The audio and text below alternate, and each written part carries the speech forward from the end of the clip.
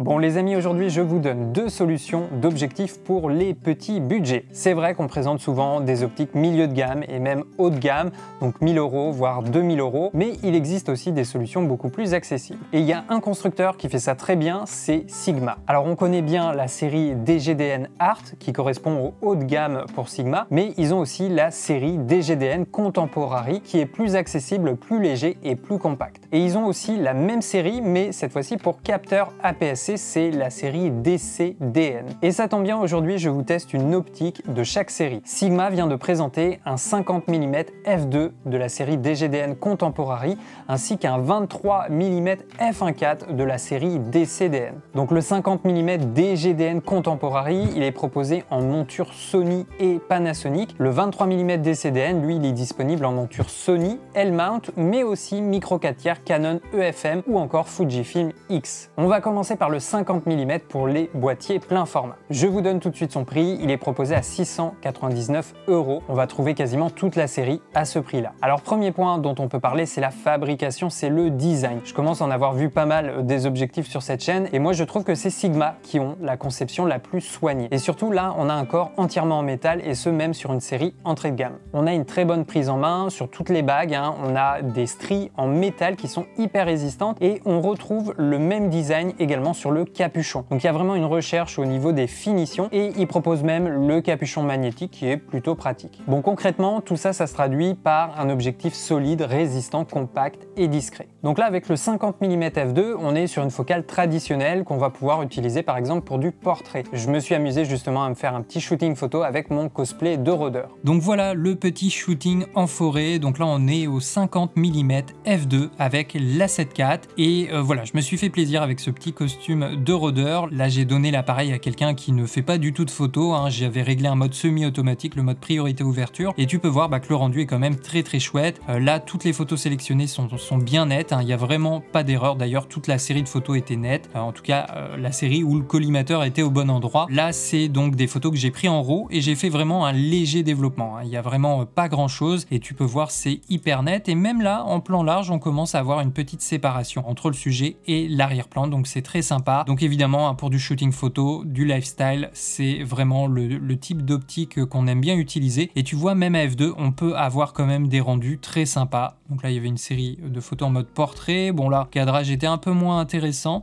mais ça fonctionne quand même et l'image est toujours bien nette. Donc là pour du portrait on a une optique qui est quand même très intéressante, on a quand même un super rendu, et encore une fois là j'ai juste fait un très léger développement, j'ai juste développé le RAW, pas vraiment de retouches, et voilà tu peux voir que c'est quand même bien net, j'ai pas forcé la netteté, là j'ai rien retouché, on a de belles couleurs, vignettage assez léger, on va le revoir tout à l'heure, et pour du portrait, pour du lifestyle c'est très bien, pour un peu de pack shot comme ça, pour faire des gros plans, ça va être assez intéressant comme focale. On est à 0,45 en distance minimale de mise au point, donc ça permet quand même de se rapprocher un peu du sujet. Donc voilà les exemples de photos pour ce 50 mm f2. Au niveau des caractéristiques, pour ce 50 mm, il est conçu pour du boîtier plein format, mais il sera également compatible avec un boîtier APS-C. On a une formule optique de 11 lentilles réparties sur 9 groupes, on a un diaphragme à 9 lamelles, l'ouverture minimum c'est f22, on a une distance minimale de mise au point de 45 cm. La taille du filtre c'est du 58 mm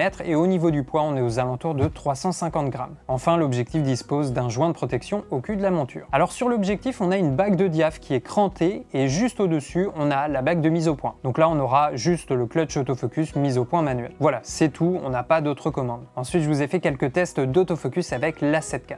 Donc au niveau de l'autofocus pour le 50 mm f2, je vous le montre en vidéo, si ça fonctionne en vidéo, en photo ça sera la même chose. Voilà, avec la 7.4 il y a vraiment aucun souci aujourd'hui et même depuis quelques années, même les objectifs de marque tierce pour un autre boîtier ça fonctionne très bien. Là cette série d'optiques a été conçue pour les appareils photo hybrides et en tout cas avec le Sony A7 IV il n'y a vraiment pas de souci. On est à f2, la plus grande ouverture sur cet objectif, et tu peux voir il y a quasiment aucun loupé, il n'y a pas d'effet de pompage, pas vraiment de retard marqué. C'est peut-être vraiment des microsecondes de décalage de temps en temps, mais voilà, là a priori il n'y a vraiment aucun souci en extérieur, ça fonctionne bien. La détection de l'œil, du visage, tout ça, ça fonctionne, voilà, quasiment de la même manière, comme si c'était un objectif natif. Alors au niveau du piqué, qu'est-ce que ça donne pour ce 50 mm? Donc là on est à f2 à gauche et f2.8 à droite. Donc là je fais un zoom à 400% et on peut voir, voilà, ça c'est un peu traditionnel. On a un piqué un peu plus faible, voilà, l'image est un peu moins nette, un peu moins précise sur la gauche, donc à pleine ouverture, mais tu peux voir dès f2.8 c'est quand même beaucoup plus net. Et si on va sur les côtés, grosso modo ça va être la même chose, c'est un peu plus sharp. Voilà, sur le f2.8, là on monte ici, mais il n'y a pas non plus une grande différence. Là je viens de mettre le f4 à droite, voilà, c'est à peu près la même chose. Il n'y a pas de grande différence avec le f2.8, c'est un peu plus net. À partir de f2.8, dès qu'on referme un peu le diaph, le f2 est légèrement en retrait, mais c'est pas non plus flagrant. Là ça se remarque un petit peu plus dans les coins, c'est aussi la profondeur de champ qui est un peu plus grande en refermant l'ouverture. Donc voilà, petite baisse de piqué à grande ouverture, f2, mais rien de bien inquiétant. Au niveau du vignettage, qu'est-ce que ça donne?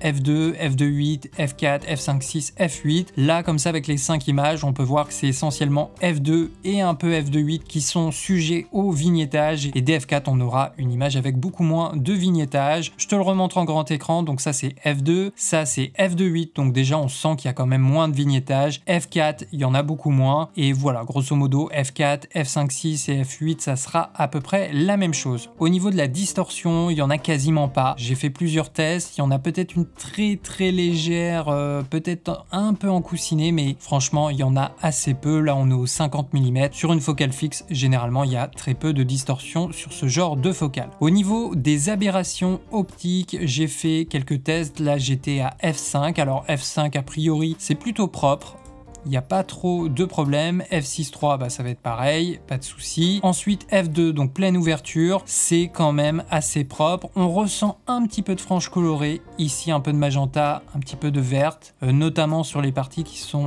voilà, un petit peu dans le flou, hors de la zone de netteté. Là on ressent un peu le magenta, mais c'est quand même assez léger et ça peut se corriger aussi assez rapidement sur les logiciels d'Adobe. Et puis là encore, j'avais refait un test à F2, voilà, un peu de magenta, un peu de green à pleine ouverture à f2, mais ça reste très raisonnable. Alors est-ce qu'on a du focus bracing avec ce 50 mm? On en a un peu. Voilà, même un peu beaucoup, mais on va dire que c'est un peu le classique sur un objectif photo. C'est pas comme les objectifs cinéma qui sont plutôt bien corrigés contre le focus bracing. Donc voilà, sachez qu'il y en a un peu si vous voulez faire des bascules de points en vidéo. Chose à noter, l'option pour corriger le focus bracing sur les boîtiers Sony ne fonctionne pas avec cette série d'optiques. Alors au niveau du flair pour le 50 mm, bah, il y en a un petit peu, je trouve pas que c'est très marqué, c'est un flair un peu habituel, on a un peu d'image fantôme, mais voilà, on a un petit flair qui part un peu sur du magenta, mais rien de très inquiétant. Ensuite on a le 23 mm f1.4 DCDN, donc ça c'est un objectif pour les boîtiers APS-C. On peut l'utiliser sur un boîtier plein format, d'ailleurs moi j'ai pas de boîtier APS-C, donc pour cette review je l'ai utilisé avec mon A7 IV. Par contre il faut juste bien penser à activer le mode Super 35, sinon vous aurez un vignettage évidemment assez marqué. Alors c'est une focale qui est intéressante parce que 23 mm en équivalent plein format chez Sony, c'est grosso modo du 35 mm.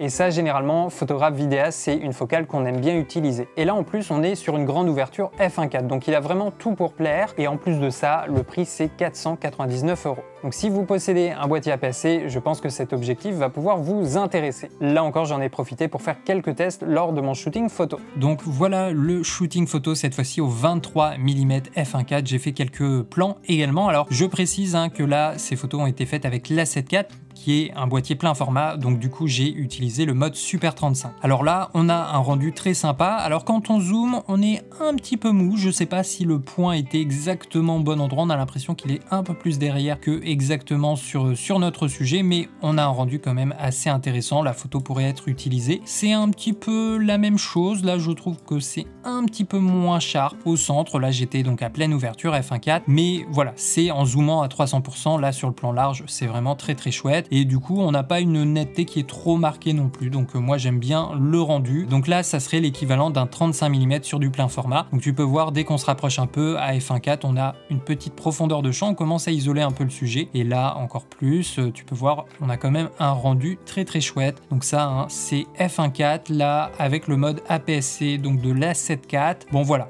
On sent que le piqué est un peu moins marqué, un peu moins sharp, mais c'est quand même très intéressant et on peut totalement s'en servir pour du shooting photo, du lifestyle. Donc là encore, c'est comme pour le 50 mm, hein, j'ai pris des photos en RAW. D'ailleurs, j'étais en compression sans perte, mais en mode S, donc j'ai pas le RAW avec le plus d'informations. Il y a quand même une petite compression et il y a eu un très léger développement. Donc on peut voir là, c'est quand même net, hein, ça fonctionne bien. Et voilà le rendu pour du shooting photo, pour du portrait, pour une séance lifestyle. Et bien moi je trouve que ça fait largement le job. Et je rappelle, là on est sur une optique à 499 €, donc quand même plutôt abordable. On peut se faire des petites photos sympas comme ça, tu peux voir, hein, ça rend quand même bien. 35 mm, c'est quand même très intéressant parce qu'on est entre les deux. On peut faire donc des plans un peu plus larges et en même temps venir chercher des valeurs un peu plus resserrées. Donc franchement, pas de souci à ce niveau-là. Si tu recherches une optique pour ton boîtier APS-C, une optique plutôt avec une grande ouverture, ça peut être une référence assez intéressante. Alors au niveau de l'autofocus pour le 23 mm f1.4, je rappelle ça serait l'équivalent d'un 35 mm sur du plein format, et bien on peut voir que c'est la même chose, c'est comme le 50 mm, c'est très réactif, l'autofocus accroche bien le visage, l'œil également, et voilà, il n'y a pas de loupé, on a un bon suivi, hein. Encore une fois, il n'y a pas d'effet de pompage, c'est réactif, c'est rapide, et donc ça permettrait, même avec un boîtier APS-C avec cette grande ouverture f1.4, d'obtenir une petite profondeur de champ et donc avoir un beau flou pour isoler par exemple un sujet de son arrière-plan. Alors au niveau du piqué pour ce 23 mm, on commence à pleine ouverture, donc à gauche pleine ouverture et f2 pour l'image de droite. Là je fais un zoom à 400% et voilà, on peut voir encore une fois, un peu comme pour le 50, à pleine ouverture, l'image est légèrement en retrait. On a un piqué un peu moins marqué, on peut voir la différence avec le f2. Si je vais dans un coin de l'image, voilà. Il y a un peu de différence, peut-être là ça joue sur la profondeur de champ, mais par exemple ici, il n'y a pas non plus d'énormes différences, ça sera un petit peu plus net dès qu'on va refermer l'ouverture. Je peux te montrer la différence avec du f4, pas de souci. Donc là c'est la même chose, je fais un zoom à 400% et voilà, on ressent une légère baisse, par exemple ici, légère différence de piqué, mais c'est quand même assez léger. Là il n'y a pas de grosse différence avec cette optique. Dès la pleine ouverture, on est quand même plutôt bon. Donc voilà, au niveau du piqué, au niveau du vignettage, voilà la comparaison. Donc f1.4 ici, ensuite f2, f2.8, f4, f5.6, f8. Là on peut voir que c'est vraiment le f1.4 où il y a le plus de vignettage. Il est un peu marqué, mais rien de bien nouveau pour une grande ouverture. Et dès f2, on en a quasiment plus. Et à f4, on a une image voilà, quasiment homogène. Je te le remonte juste.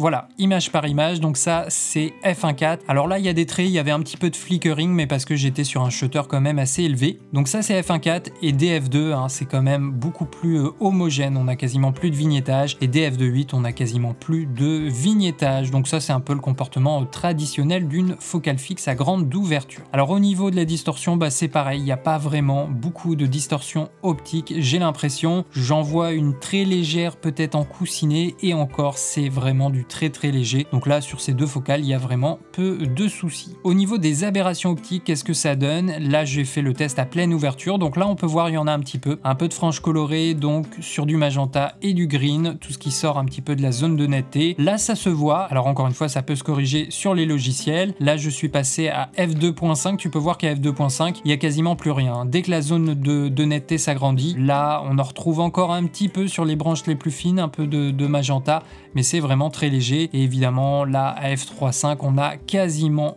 plus rien en termes de franges colorées. Alors est-ce qu'il y a du focus bracing sur le 23 mm, équivalent 35 mm plein format? Eh bien oui, il y en a également, il y en a plutôt beaucoup, peut-être un tout petit peu moins que le 50 mm, bien que non, il est quand même assez marqué. Voilà, c'est un peu la tradition sur les objectifs photo, donc à faire attention quand vous l'utilisez en vidéo pour faire des bascules de points. Alors est-ce qu'on a du flair pour le 23 mm?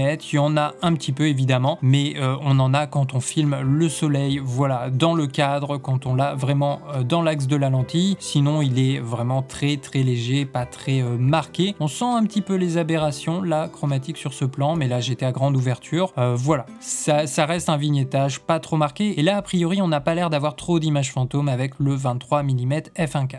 Donc voilà, on a deux objectifs entrée de gamme plutôt accessibles, une solution avec le 50 mm f2 pour du plein format et une autre avec le 23 mm f1.4 pour de l'APS-C. Et on l'a dit, 23 mm en équivalent plein format, ça c'est à peu près du 35 mm. Donc en fait, on n'est pas sur une si courte focale, et comme on a une ouverture f1.4, on va vraiment pouvoir travailler avec des profondeurs de champ assez réduites. Donc on a deux focales qu'on peut utiliser en street photo ou encore pour du portrait. C'est des séries plutôt légères, compactes, qu'on va pouvoir emmener facilement en déplacement. Alors si vous voulez ce qui se fait de mieux chez Sigma, on connaît, hein, c'est la gamme Art. Maintenant, pour les budgets plus restreints, la gamme Contemporary reste quand même intéressante et avec quand même de bonnes performances optiques. Voilà les amis, petite vidéo toute simple pour vous présenter ces deux nouvelles optiques. Si les produits vous intéressent, comme d'habitude, vous avez les liens en description. N'hésitez pas à donner votre avis en commentaire. Allez, c'était Benjamin avec Derrière la caméra. On se retrouve tout de suite pour la prochaine vidéo.